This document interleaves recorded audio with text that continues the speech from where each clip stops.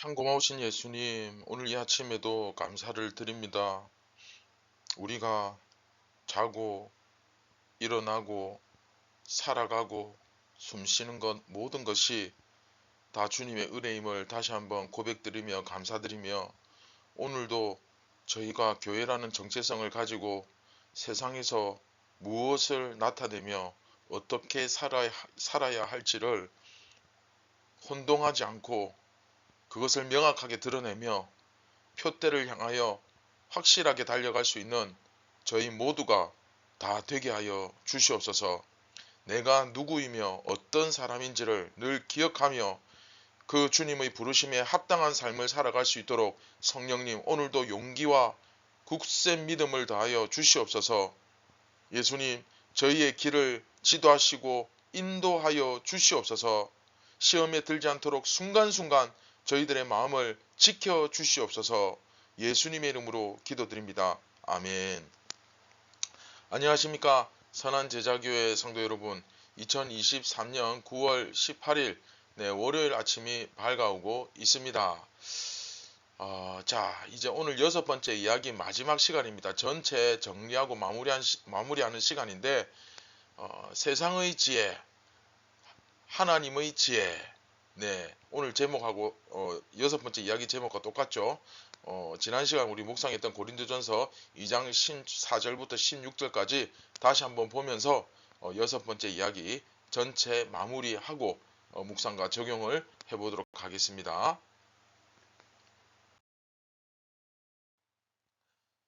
육에 속한 사람은 하나님의 성령의 일들을 받지 아니하나니 이는 그것들이 그에게는 어리석게 보이며 또 그는 그것들을 알 수도 없나니 그러한 일은 영적으로 분별되기 때문이라.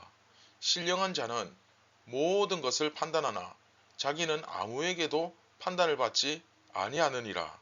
누가 주의 마음을 알아서 주를 가르치겠느냐. 그러나 우리가 그리스도의 마음을 가졌느니라. 아멘.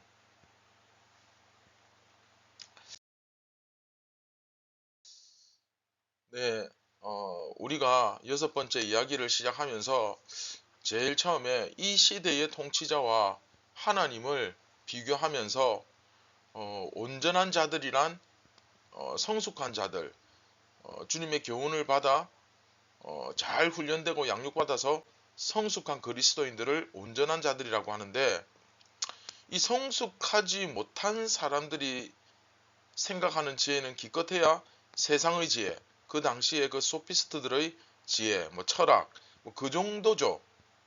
그러나 성숙한 그리스도인이 생각하는 지혜는 그것을 뛰어넘어 십자가의 복음을 이해하고 깨닫게 되죠. 그래서 그 아르콘 기억나죠? 통치자. 그래서 이 땅에서 영향력을 끼칠 수 있는 모든 종류의 존재들을 다 포괄하는 단어인데, 결국 그 아르콘들이, 그 세상의 통치자들이 하나님의 지혜를 이해하는 것 한마디로 불가능하다. 그렇다 보니까 이해를 못하니까 자기들 눈에는 어리석어 보이는 거예요. 근데 결국 내가 이해를 못해서 그런 거죠. 그렇죠? 자, 그리고 우리가 이어서 다음날 성경은 성경으로 해석한다. 그래서 하나님의 진리는 오직 성령, 그렇죠? 하나님의 영으로만 이해할 수 있다. 왜? 하나님의 진리에 속했기 때문에. 그렇죠? 우리가 세상의 영을 받지 않는다. 이것은 세상의 설득력, 어떤 과학적 증거, 세상의 어떤 매력적인 학문들, 지식들, 문학, 문화, 어떤 다양한 것들, 그런 세상의 매력적이고 그런 세상 모든 지식들이 바로 이 말씀에 영의 진리의 지배를 받는 거예요. 이 모든 것들을 이끌 수 있는 힘이 어디에 있다? 바로 세상의 영이 아닌 하나님의 영, 하나님의 진리 가운데 있다. 그래서 우리는 그런 세상 지식도 우리가 알고 있지만, 그러나 궁극적으로 하나님으로부터 온 진리의 영을 받았다. 이게 굉장히 중요하죠. 그래서 우리의 정체성은 뭐다?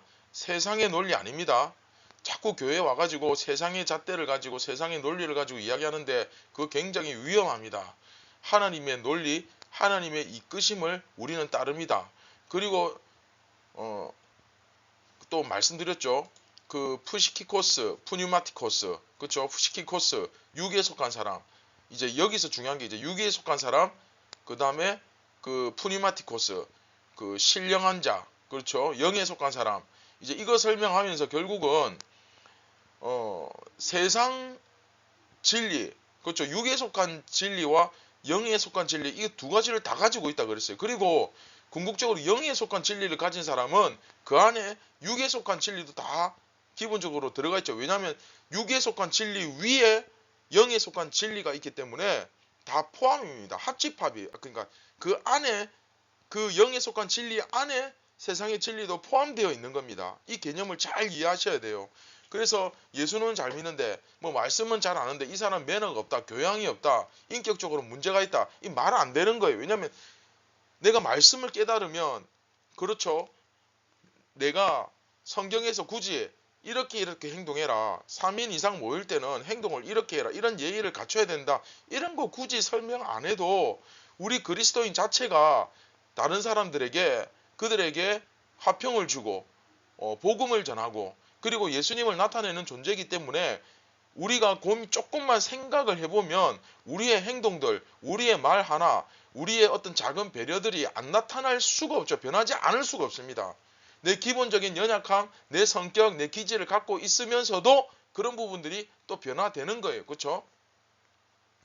그래서 푸시키코스, 육에 속한 사람, 다시 말하면 육체의 생명력만 가지고 있는 사람은 생물학적으로는 살아있지만 하나님의 참된 생명을 누리지 못하는 존재죠. 그렇죠? 그러나 푸니마티코스, 이 사람은 예수 그리스도와 연합한 자, 요한복음 배웠죠. 신령한 자입니다. 그래서 신령한 자는 아까 이야기한 대로 모든 것을 판단한다. 왜? 육에 속한 진리도 있고 영에 속한 진리도 다 가지고 있으니까. 그래서 자기는 아무에게도 판단을 받지 않는다. 이것은 세상 진리를 가지고 있는 그들이 우리의 믿음을 함부로 재단하고 판단할 수 없다. 교회는 세상의 판단을 받지 않는다. 그렇죠? 그래서 육에 속한 자는 영에 속한 진리를 이해하거나 판단하거나 할 수 없지만 그에 비해서 성령에 속한 사람은 하나님의 지혜를 갖고 있기 때문에 판단할 수 있습니다. 저들을 판단할 수 있습니다. 그렇죠? 성령을 통해 주어진 하나님의 지혜로 세상의 지혜를 판단하는 것이 가능하다는 겁니다. 그렇죠? 왜? 그것이 진정한 지혜이기 때문에, 진짜 생명력 있는 지혜이기 때문에. 그래서 마지막에 적용하면서 가끔 하나님의 지혜, 그렇죠, 이 성경이 가르치는 진리는 세상에서는 적용될 수 없는 이야기로 생각하시는 분들이 있는데 잘못된 생각이죠. 분명 세상의 기준이나 논리로 하나님의 지혜 알 수 없다. 그렇죠? 그러나 세상의 지혜와 하나님의 지혜가 단절된 것은 아니다. 세상의 지혜는 하나님의 지혜를 볼 수 없지만 하나님의 지혜는 세상의 지혜를 판단하거나 볼 수 있다. 꿰뚫을 수 있다. 본질을 볼 수 있다. 그렇죠? 그런 가르침이 주어졌죠. 어떻게 보면 그래서 이 유대인들이 어릴 적부터 성경을 배우다 보니까, 말씀으로 훈련을 받다 보니까 저들은 세상 지식 이전에 먼저 성경을 먼저 배우거든요. 그러다 보니까 이 본질을 꿰뚫는, 그것을 보는 눈이 상당히 탁월하죠. 그렇죠? 이게 바로 세상 지혜와 하나님 지혜의 근본적인 차이점, 여러 차이점 중에 하나죠. 그런데 여기서 한술 더 떠서 아까 제가 그랬죠. 세상의 지혜를 판단할 수 있다. 그런데 가끔 교회가 한술 더 떠가지고 세상의 논리가 성경의 가르침보다 오히려 반대로 훨씬 더 큰 영향력과 이 설득력을 가지는 그런 경우가 생깁니다. 잠깐은 그것이 효과를 갖는 것처럼 느껴지기도 하겠지만 우리가 꼭 이제 기억해야 되죠. 결국 그것이 교회를 약하게 만들고 하나님의 백성을 넘어뜨린다는 사실입니다. 우리는 이미 경험적으로 알고 있습니다. 주위에 그 거룩한 영향력, 선한 영향력 잃어가는 교회를 한번 보십시오. 뭐 원인을 찾기가 뭐 되게 그게 어렵습니까? 쉽죠? 그렇죠? 여러분 정말 다시는 성도들을 가르치고 교회를 이끌어가는 데 있어서 세상의 어떤 것을 가지고 들어와서 세상의 경영학, 세상의 심리학, 뭐 철학, 인문학, 뭐 외과학 등등 이런 세상 것들, 세상 지식을 들고 들어와 가지고 그것을 들여와서 예수님의 몸된 공동체를 가르친답시고 흔들고 그리고 혼란스럽게 하는 일이 결코 그렇죠. 기필코 우리가 속한 교회 안에서는 일어나지 않도록 우리가 기도하고 또 최선을 다해서 경계하고 깨어 있어야 되겠습니다.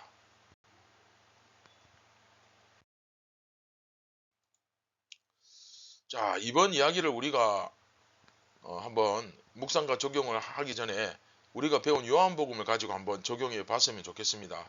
여러분, 예수님께서 사명과 함께 주어지는 말씀, 사명과 함께 주어지는 두 가지, 첫 번째 기억납니까? 뭡니까? 네, 혹시 맞추신 분들이 있으면 카톡으로 답해 주시면 또 제가 그 상품권 보내드리도록 하겠습니다. 자, 사명과 함께 주어지는 첫 번째 말씀, 바로 거듭남이죠. 거듭남. 그래서 제가 늘 이야기하죠. 뭘 하려고 하지 말고, 그쵸? 그 마음은 알겠는데, 참 교회에서 열심히 섬기고 뭔가 내가 도움이 되고 싶은 마음은 알겠는데, 그거 하기 전에 먼저 되는 것이 중요하죠. 그렇죠? 일단은 뭘 도우려면 내가 속하고 내가 해야 할 그 일들을 하는 그곳에 그 집단, 우리로 따지면 교회죠. 일단은 교회가 뭔지를 알아야 되고 교회가 어떻게 돌아가는지를 정확하게 이해를 하셔야 여러분들이 정말로 여러분들이 돕는다고 돕는 게 때로는 목회자나 목사나 또 영적인 지도자들을 오히려 굉장히 더 피곤하고 힘들게 하는 것일 수도 있습니다. 그래서 내 어떤 노력, 내 의지만 가지고는 결코 교회를 도울 수 없습니다. 그렇죠? 일단은 거듭나는 것이 중요합니다. 되는 것이 중요합니다. 이게 쉽게 말하면 본질과 비본질을 구별할 줄 아는 눈이 생겨야 돼요. 그 다음에 사역도 감당하고 사명도 감당하는 겁니다. 이해되시죠? 그런데 여기서도 예수 그리스도, 오늘 고린도전서에서도 예수 그리스도로 말미암아 성령으로 거듭나야만 진짜 살아있는 것이다. 그렇게 말씀하죠. 이게 사실은 본질적으로 같은 얘기거든요. 진정한 의미로 살아있기 위해서는, 그렇죠? 진정한 의미에서 이 사람이 살았다 이렇게 말할 수 있기 위해서는 예수 그리스도를 믿음으로 말미암아 성령을 받아야만 진정한 생명이 됩니다. 그렇죠? 살아있는 영, 존재가 됩니다. 이걸 우리가 요한복음에서 배웠지 않습니까? 마찬가지로 고린도전서에서 영에 속한 사람만이 진리를 깨달을 수 있고 진리를 깨달아야 그렇죠? 네, 참된 생명을 누릴 수 있죠. 이건 뭐 어려운 거 아니니까. 그렇죠? 육체의 생명력만 가지고 있는 사람은 아까도 얘기했지만 생물학적으로 살아있지만 하나님의 참된 생명을 누리지는 못하죠. 참된 생명을 누리는 자의 지식과 누리지 못하는 자의 지식이 감히 비교가 여러분 되겠습니까? 그런데 심지어 믿는다고 하는 분들 중에서도 이 놀라운 진리를 잘 못 믿는 분들이 많은 것 같아 참 안타깝습니다. 뭐 대표적인 예로 말이죠. 최근에 들어서 이슈화되고 있는 것 중에 뭐 하나가 차별금지법 뭐 이런 것들이 있거든요. 동성애자들을 차별해서는 안 된다. 뭐 이런 법률을 통과시키는 그 이야기를 하면서 우리 기독교계 안에서도 당연히 이야기가 되겠죠. 진행이 되는데 성경이 동성연애를 죄라고 여기지 않는다라고 하거나 또는 성경 해석학적으로 보았을 때 동성연애는 결코 죄가 될 수 없다라는 식으로 주장하는 신학자들도 여러분 믿기지 않겠지만 있습니다. 성경을 바라보는 시각이 좀 다른 분들도 있고 또 나름대로 그리스도인들이 그들에 대해서 또 반감을 너무 적대적으로 반감을 가져서는 안 된다라는 식의 가르침을 주는 분들이 있습니다. 저도 무조건적인 배척은 사실 옳지 않죠. 사람을 무조건 그냥 이게 우리 지역 감정과 다를 게 뭐가 있습니까? 그냥 전라도 사람 무조건 싫어. 경상도 사람은 무조건 싫어. 똑같죠? 무조건적인 배척은 사실 옳지 않습니다. 왜냐하면 이제 우리도 죄인이고 저들도 죄인이고 똑같은 다 죄인입니다. 거기서 뭐 내가 더 의롭다 감히 내세울 필요도 없고 그럴 가치도 없습니다. 그렇죠? 우리 다 죄인이죠. 이것은 뭐 우리가 부인할 수 없는 거고 이제 똑같은 죄인일 뿐입니다. 다만 그 죄의 종류가 다르죠. 그걸 가지고 나는 의인이냐 해서는 당연히 안 되죠. 그렇기 때문에 동성연애자는 구원을 못 받는다. 이건 좀 아닌 것 같습니다. 그렇죠? 왜냐하면 우리도 죄 가운데서 주님의 은혜를 받아가지고 용서함을 받았죠. 저들도 마찬가지로 지금은 죄 가운데 있지만 또 주님의 은혜를 받으면 용서함을 못 받는 건 아닙니다. 회개하고 정말로 예수 그리스도를 영접하면 예수님과 연합하면 당연히 그렇죠. 구원의 길이 열립니다. 그래서 구원의 길조차도 막아버리는 것은 아닌 것 같습니다. 그러나 자 여기가 중요합니다. 그러나 그것이 죄라는 사실은 변하지 않거든요. 제가 예를 들어서 마음으로 남을 미워하면 그 살인을 저지르는 거예요. 살인죄예요. 죄 아닙니까? 제가 아무리 뭐 목사고 뭐 삶의 모범이 되고 신앙생활 똑바로 한다 하더라도 단 한순간만이라도 그쵸? 심지어 그게 모두에게 이로운 거짓말이라 할지라도 죄가 의로 바뀔 수는 없습니다.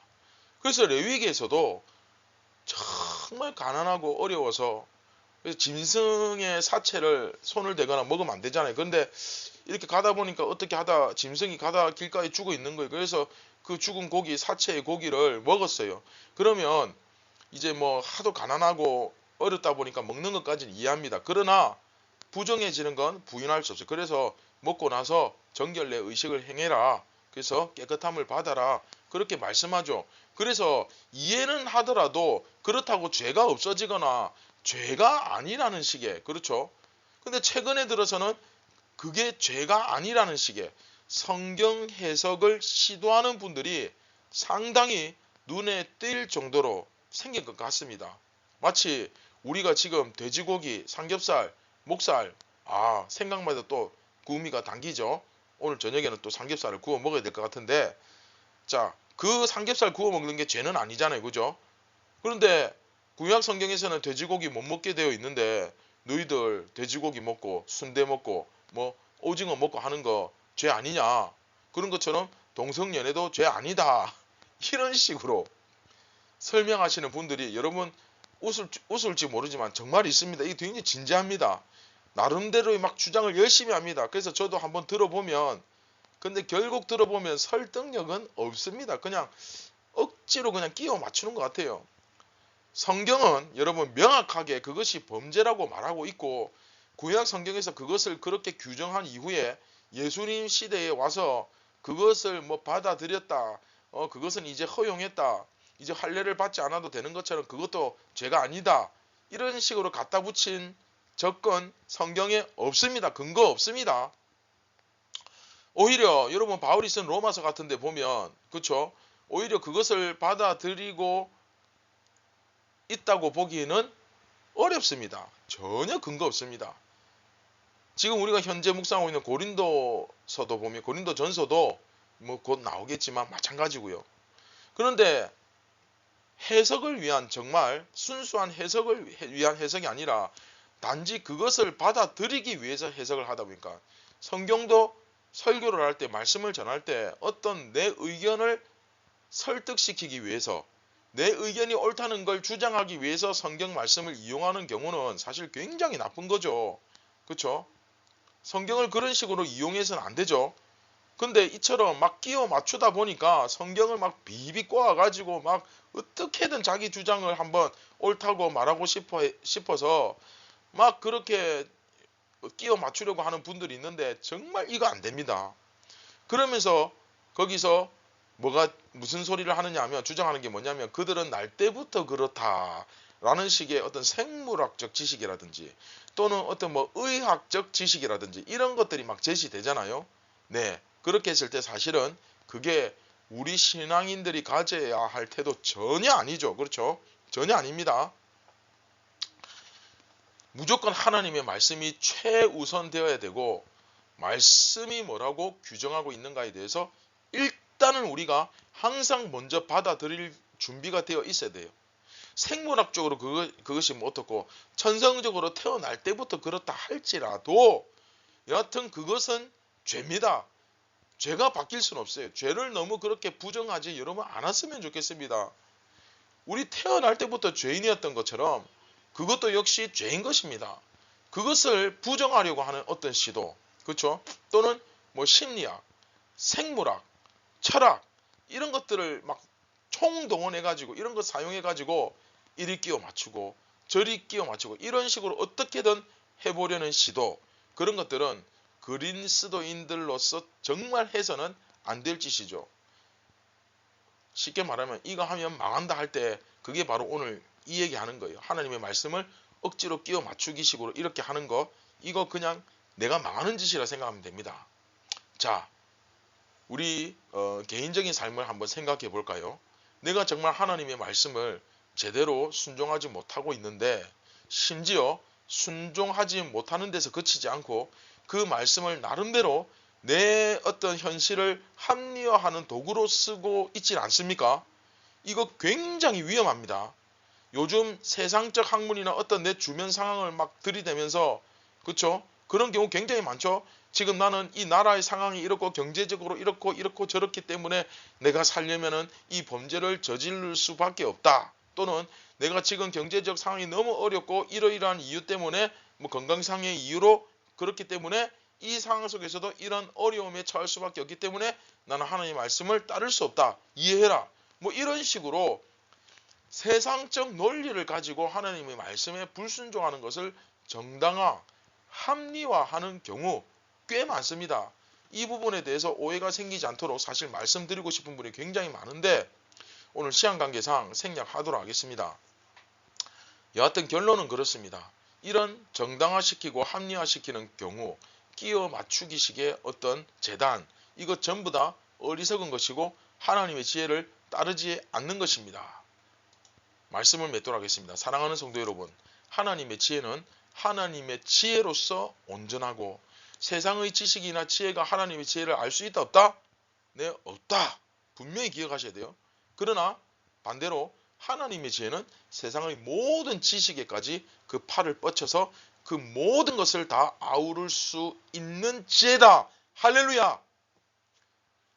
여러분 이 사실을 꼭 기억하시고 제발 헷갈리지 마시고 혼돈하지 마시고 여러분 그리스도인으로서 오늘도 명확하게 살아가시기 바랍니다. 이 사실을 온전히 믿으시는 우리 모두가 되었으면 좋겠습니다. 그래서 무엇보다도 하나님의 지혜에 순종하고, 그렇죠? 주님의 말씀 앞에 고집 피우지 말고 무릎 꿇는 그런 귀한 교회가 되길, 참 이스라엘이 되길, 진정한 예수님의 제자가 되길 주님의 이름으로 축원드립니다.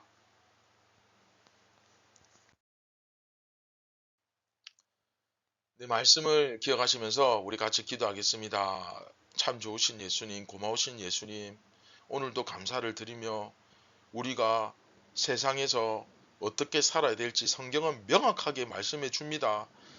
혼란스러워하지 말고 어떻게 살아야 될지 몰라 자꾸 방황하지 말고 말씀대로 순종하며 많은 사람들에게 불편을 주는 존재가 아니라 그들에게 화평과 편안함을 주며 그들에게 참된 위로와 안식을 주는 저희들 되게 하여 주시옵소서. 또한 오늘 이 말씀을 통해서 세상 지식을 더 이상 붙잡는 것이 아니라 그 세상 지식을 포함한 더 높은 더 깊은 진리를 가지고 있는 그 영에 속한 진리, 하나님의 영에 속한 그 진리를 붙잡고 오늘도 살아갈 수 있도록 사랑하는 성령님 용기를 주시고 우리의 믿음을 굳건하게 하여 주시옵소서. 모든 영광 예수님께 올려드리길 원합니다. 우리를 구원하신 예수님의 이름으로 기도드립니다. 아멘. 사랑하는 선한 제자교회 성도 여러분, 오늘 하루도 여러분들의 삶을 통하여 예수님의 영광과 예수님의 그 본질, 그렇죠? 그 예수님의 모습이 오늘도 가득하기를, 가득 세상에 넘쳐나기를, 드러나기를 간절히 소망합니다. 오늘도 주님께서 주시는 화평과 그 샬롬, 그렇죠? 샬롬과 자유를 누리시기 바랍니다. 감사합니다.